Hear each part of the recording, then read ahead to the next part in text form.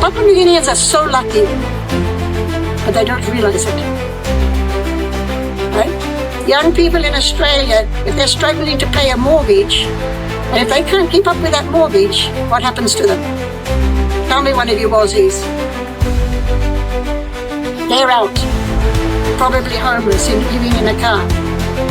Here, where I am down in Tutu, one of my nephew's son-nephew, he's got a house that's just like a box that I built for him, because he was living in a tent, and I got fed up with him living in a tent, so I said, we'll make a little house on a block of land that came through his father.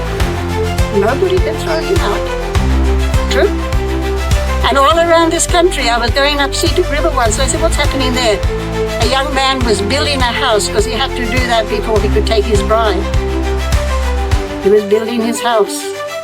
Nobody could throw him out of his house. Nobody could throw him off his land. Why are we not, as a political imperative, telling our people how lucky they are and helping them to develop their areas? Why are we getting obsessed with urban areas? Why don't we get out there and take the services to the people where we have been a dismal failure, successive governments? And now we have an impossible situation where I have watched a tragedy unfold in front of my eyes over the last 57 years in Pari village. They no longer can garden. They no longer have spaces. The land is gone. And I'm sure it's happening to the Aihi in Lane. But, yep. So we have some critical issues that can be addressed, but we're leaving them, we're not addressing them. We put them in maybe the too hard basket. We want to follow a Western model. No, we are not a Western country. We are not a Western country, so do not let our politics follow a Western model. Now I asked Joseph Supriyan here to send me some points because I had no time to do it, and I also asked Andrew Ngobi, who is the First Assistant Secretary, Inclusive Education, because I'm working personally at NGO level on the inclusive education issue. Our people deserve the knowledge that they don't have, and we must reach out in the non-formal education area of policy.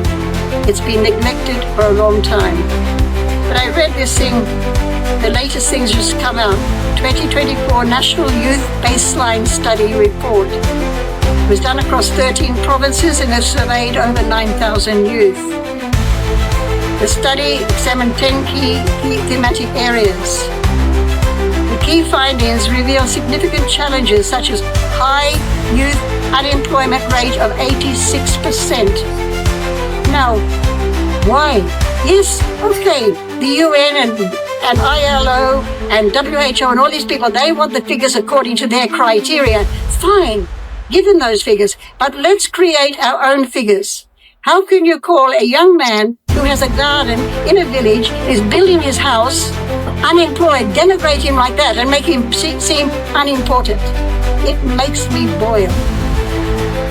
It is time we started to do our own definitions of employment, unemployment, and things like that. Because we'll never be able to get employment in the Western sense here. Or maybe we will, maybe I'm wrong, but I don't think so.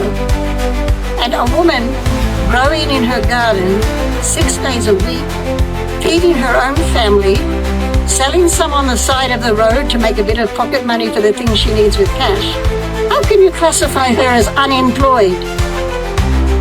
Let's take ownership. Let's say, let's get some Melanesian definitions. We can have the Western one with ILO or wherever it goes, but let's get some definitions in this country that make our people proud of who they are and what they are capable of doing. That's my big bugbear.